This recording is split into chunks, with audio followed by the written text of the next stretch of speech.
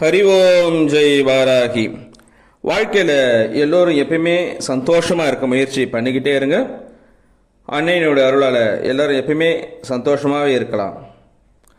இப்போ வாராகி மாலையில் 7வது பாடல், ரொம்ப அற்புதமான ஒரு பாடல். இது பாடலை பார்க்கலாம்.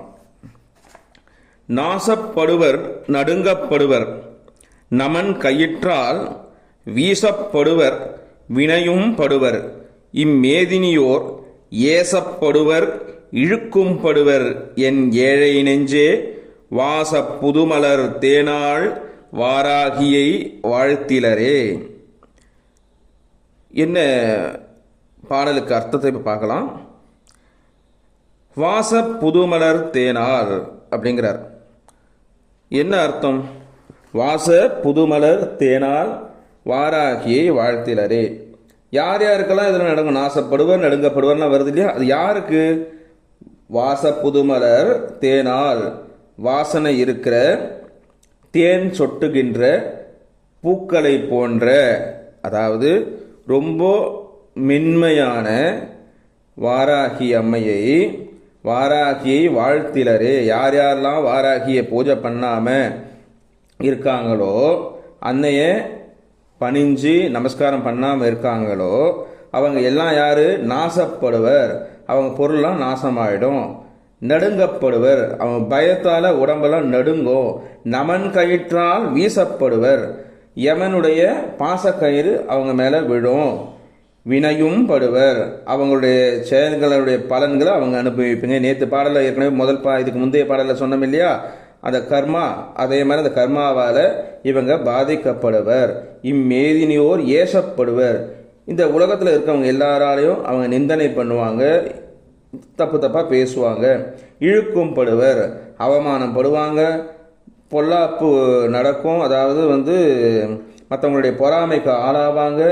என் ஏழை நெஞ்சே, இவ்வாறான இழிவான கதி வராமல் இருக்கிறதுக்கு நம்ம என்ன பண்ணணும்? மனமே வாராகியை வாழ்த்தணும், அன்னையை பூஜை பண்ணணும். எப்பேற்பட்ட அன்னையவோ? வாச புதுமலர் தேனால் வாராகி. அப்பேற்பட்ட வாராகியை யார் யாரெல்லாம் வாழ்த்துறாங்களோ, யார் யாரெல்லாம் பூஜை பண்ணுறாங்களோ, அவங்க எல்லாருக்கும் இதெல்லாம் நடக்காது. இவன் நம்ம எதிர்மறையாக நம்ம எடுத்துக்கணும். என்னடா இது எல்லாமே ஒரு மாதிரி நெகட்டிவாகவே சொல்லியிருக்காரு, அப்போ அம்பாவை பூஜை பண்ணலைன்னா இதெல்லாம் நடக்குமா அப்படின்னா அப்பா தண்டனை கொடுப்பாளா அப்படின்னு அர்த்தம் கிடையாது. இந்த விஷயங்கள்லாம் நடக்காமல் இருக்கணும்னா அன்னையை நம்ம பூஜை பண்ணணும் அப்படின்னு நம்ம அர்த்தம் எடுத்துக்கணும். இதே தான் அபிராமி அதில் அபிராமி பட்டர் சொல்கிறாரு. மணியே மணியின் ஒளியேன்ற ஒரு பாடலில் பார்த்தீங்கன்னா, அணுகாதவர்க்கு பிணியே பிணிக்கு மருந்தே அப்படின்றார். அப்போ பார்த்தா அணுகாதவர்க்கு பிணியே பிணிக்கு மருந்தேன்னா இப்போ அம்பாவை பூஜை பண்ணாதவங்களுக்கெல்லாம் நோய் வருமா அப்படின்னு அர்த்தம் கிடையாது. அவங்கள அணுகணும். அம்பால யார் யாரெல்லாம் ஸ்தோத்திரம் பண்ணுறோமோ அவங்க எல்லாருக்கும் நோய் வராது. ஸோ வந்துடுச்சு, நம்ம ஸ்தோத்திரம் பண்ணலை ஆனால் வந்துடுத்து, அப்போது அவளை ஸ்தோத்திரம் பண்ணால் அந்த நோய் குணமாகுங்கிற அர்த்தம். ஏன்னா அன்னை ரொம்ப அற்புதமான ஒரு ரூபம். பொதுவாக எல்லா அம்பாலுமே காருண்யமான ஒரு ரூபம், கருணையே வடிவானது. இப்போ நம்ம ஒரு வீட்டில், நம்ம இது ஒரு உதாரணத்துக்கு சொல்கிறேன், நம்ம வீட்டில் அப்பா கிட்ட ஒரு விஷயத்தை கேட்கறதுக்கும் அம்மா கிட்ட ஒரு விஷயத்தை கேட்கறதுக்கும் நிறைய வித்தியாசங்கள் இருக்குது. நம்ம அப்பா கிட்ட ஒரு விஷயத்தை கேட்குறோன்னு வச்சுக்கங்களேன், அப்போ என்ன ஆகும்? அப்புறம் பார்க்கலாம் அப்படின்னு அப்பா.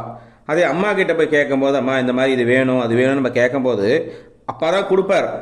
இருந்தாலும் அம்மா என்ன சொல்லுவாங்க? நான் பார்த்துக்கிறேன் இரு அப்படின்னு சொல்லி நேராக அப்பா கிட்ட போய், இந்த மாதிரி குழந்தை ஆசைப்படுறான், அதை கொஞ்சம் கொடுங்களேன், வாங்கி கொடுங்களேன் அப்படின்னு அம்மா சொன்னால் உடனே அப்பா ஓகேடிடுவார். அதே போல் தான் அம்பாள் என்ன பண்ணுறா, நம்ம சிவபெருமான் கிட்ட போய் கேட்டு நின்று அவர் முடியாது அப்படின்னு சொல்கிறத காட்டிலும் பராசக்தி கிட்ட போய் நின்றனா, அம்மா எனக்கு இது வேணுமா அது வேணுமா நம்ம கேட்டோம்னா அம்பாள் என்ன பண்ணுவா? அவளால் முடிஞ்சது அவளே கொடுப்பா. கூட சேர்ந்து சிவபெருமான்கிட்டையும் நம்மளுக்காக சிபாரிசு பண்ணுவா. பண்ணி இந்த குழந்தை ஆசைப்படுறான், இதை வாங்கி பண்ணுங்க அப்படின்னப்போ சுவாமியும் நம்மளுக்கு அனுகிரகம் பண்ணுவார். இதுதான் அன்னையுடைய தத்துவம். ரொம்ப அற்புதமான ஒரு பாடல் இந்த பாடல். இந்த பாடலை யார் யாரெல்லாம் படிக்கிறோமோ அவங்க எல்லாருக்கும் எதிரிகளுடைய பயம் நம்மளுக்கு இருக்காது. நிறைய பேர் எங்கள் வீட்டில் கட்டு விழுந்துருச்சு, கட்டு போட்டாங்கன்னு சொல்கிறாங்க இல்லைங்களா? அந்த மாதிரியான கட்டுக்கள் இல்லாமல் இருக்கும். ஏவல் பிண்டி சூனியம்லாம் நம்மளை விட்டு ஓடி போயிடும். வீட்டுங்களில் எந்த ஒரு செய்வின தோஷங்களும் இருக்காது. இன்னொரு விஷயத்தில் பார்க்கணும், புதுமலர் தேனால் வாராகியை வாழ்த்துறது.